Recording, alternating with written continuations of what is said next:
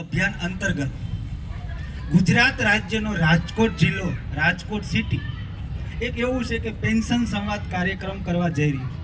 આ કાર્યક્રમમાં ઉપસ્થિત મારા મિત્ર કહો તો મિત્ર અને પેન્શન યોદ્ધા કહો તો પેન્શન યોદ્ધા, બનાસકાંઠા પાલનપુરથી પધારેલા બંને મિત્રોનું, પરમાર સાહેબનું અને રાજપૂત સાહેબનું સ્વાગત કરું છું. મારી સાથે રાજકોટ ટીમના બધા જ મિત્રો જે રાજકોટ ટીમ તરીકે ઓળખાય છે, ખાલી રાજકોટમાં નહીં આખા ગુજરાતમાં, હવે હું તમને એમ કહું ઇન્ડિયામાં રાજકોટ ટીમ ઓળખાય છે.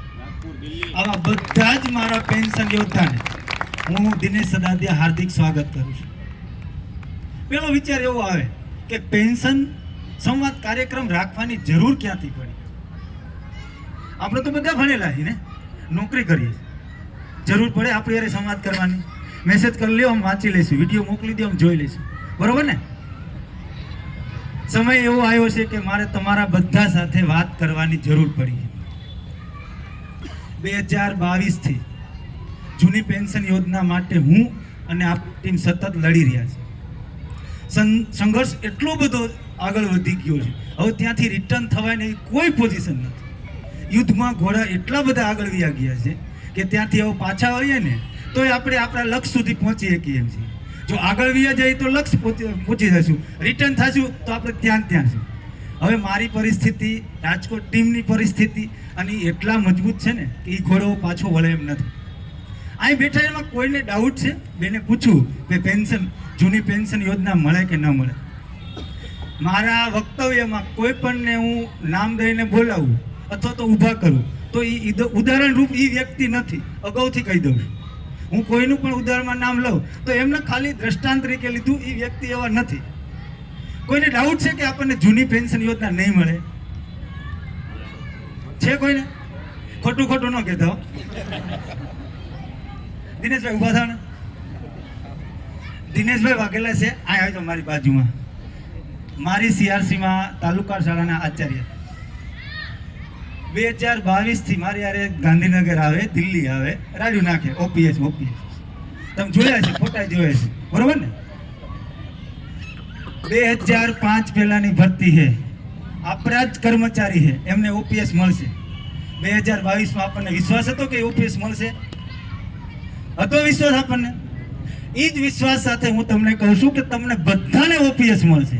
આજે 2005 વાળાને મળ્યું છે, 2005 પહેલાને મળ્યું છે, 2005 પછીના તમામ કર્મચારીને OPS નહીં મળે ત્યાં સુધી રાજકોટ ટીમ આ OPS નું આંદોલન બંધ નહીં કરે.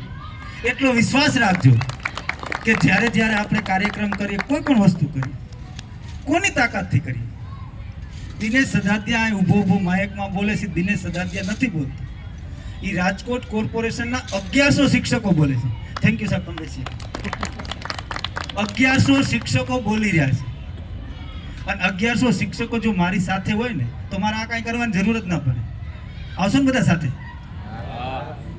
ઘણા બધા કાર્યક્રમ આપણા ગયા, એમાં પેન્શન બાબતે વાત કરવી હોય ને તો તમારી સાથે વાત નથી થતી. આપણું એન્યુઅલ ફંક્શન ગયું, એમાં મેં ઘણા બધા વક્તાને તૈયાર કર્યા હતા કે તમારી સાથે વાત કરવી, પણ આપણે જમવાની એટલી બધી ઉતાવળ હોય છે. અને હકીકત વાસ્તવિકતા એ છે, જમવા ખાધા વગર તો કાંઈ કામ ન થાય, અને ખાઈ કામ કરે. એ દ્રષ્ટાંતમાં હું માનું છું, ખાઈ કામ કરે, પણ એની સાથે સાથે આપણે આપણું કામ કરવાનું. એટલે એ ફંક્શન, આપણા એન્યુઅલ ફંક્શનની અંદર મીરભાઈને એને મેં તૈયાર કર્યા હતા, પણ તમારા સુધી વાત ન પહોંચી શકી, અથવા તો મારામાં એટલી બધી આમ વક્તૃત્વ કહો ને કે કલા નથી કે મારે જે બેઠા બેઠા વિચારતો હું તમને કેવું હોય એ નથી કહીએ. એ વાસ્તવિકતા. પેન્શન સંવાદ કાર્યક્રમ કરવાની જરૂર શેના માટે પડી? ગુજરાત રાજ્યની અંદર કોઈ તાલુકો, કોઈ જિલ્લો એવો નથી કે એના અલગ અલગ વિભાગના મંડળ ન હાલતા હોય, અને બધા જ મંડળની અંદર પ્રમુખ, મંત્રી, આખી 12-15 જણાની ટીમ હોય છે. કેમ ગુજરાતમાંથી રાજકોટ સિટીના શિક્ષક મંડળને જ એવું થાય કે OPS માટે લડવું જોઈએ, બીજા કોઈ નથી થતું? તમને કોઈ પ્રશ્ન થયો કે આપણે જ ભૂલા મહેનત કરી? થવો જોઈએ, જો ન થતો હોય તો. શા માટે?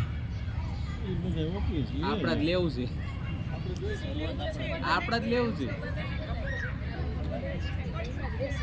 છત્રી નથી કોઈ માં, છત્રી.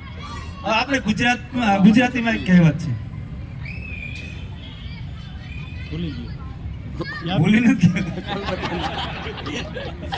ગુજરાતીમાં કહેવત છે કે ભાઈ જેને બીમાર હોય ને એને દવાખાને જવું પડે. આપણે ત્યાં બીજા બધા યુનિયનમાં કે મંડળમાં થાય કેવું ખબર, બીમારી બીજા ભાઈને હોય અને દવા લેવા બીજો જતો હોય. એટલે એ કરે હું આ ડૉક્ટરને જઈને એમ કે આની દવા આપો ને. હકીકત આને બીમારી છે એ ડૉક્ટર પાસે ખુદ જાય, એનું નિદાન કરાવે તો એ યોગ્ય દવા લઈને આવે. થાય છે કેવું આપણે ત્યાં બધા જ સંગઠનોની અંદર દર્દી બીજા હોય છે, દવા લેવા બીજા જાય છે. ડૉક્ટર તો ઓલો જે લેવા ગયો હોય ને એને જોઈને દવા લખી દે છે. એટલે થાય શું છે, વાસ્તવિકતા આનું દર્દ દૂર થતું નથી.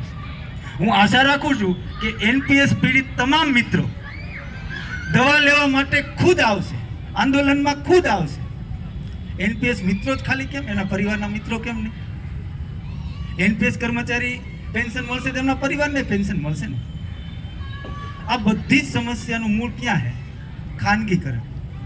એનપીએસ નું એક ખાનગીકરણનું નવું મોડેલ છે.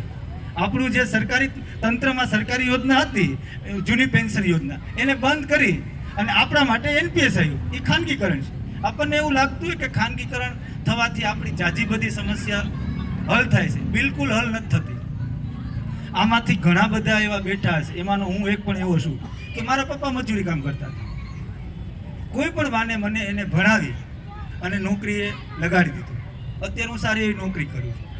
હવે કલ્પના કરો કે મારા પપ્પા ભણેલા નહોતા તો એ તંત્રની અંદર, એ વ્યવસ્થાની અંદર મને ભણાવી અને રાજકોટ નોકરી કરતો કરી દીધો. હવે હું અહીં નોકરી કરું છું છતાં મારી કેપેસિટી નથી કે હું મારા છોકરાને નોકરી લગાડીએ. શેના પ્રતાપ? ખાલી તમે કલ્પના કરો કે આવું થવાનું કારણ શું છે.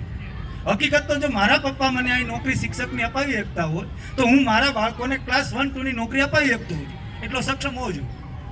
નહીં અપાવી શકું. ક્લાર્કની નોકરી નહીં અપાવી. શેના માટે? ખાનગીકરણના હિસાબે. છોકરાને 3-4 કરોડ રૂપિયા ખર્ચો કરી MBBS MD કરી દઈશ, પછી શું થાય? પૈસા ખૂટી જશે. રસિક સાહેબનું બિલ્ડિંગ હશે 4 માળનું. રસિકભાઈનો છોકરો આવશે મારા છોકરાભાઈ કે ભાઈ પાર્ટનરશિપમાં દવાખાનું કરવું છે. મારા છોકરાભાઈ પૈસા નહીં, હું લે કે ભણવામાં 4 કરોડ રૂપિયા બગાડ નાખ્યા. રસિકભાઈનો છોકરો આ હશે તેને બિલ્ડિંગ બનાવી 4 કરોડમાં.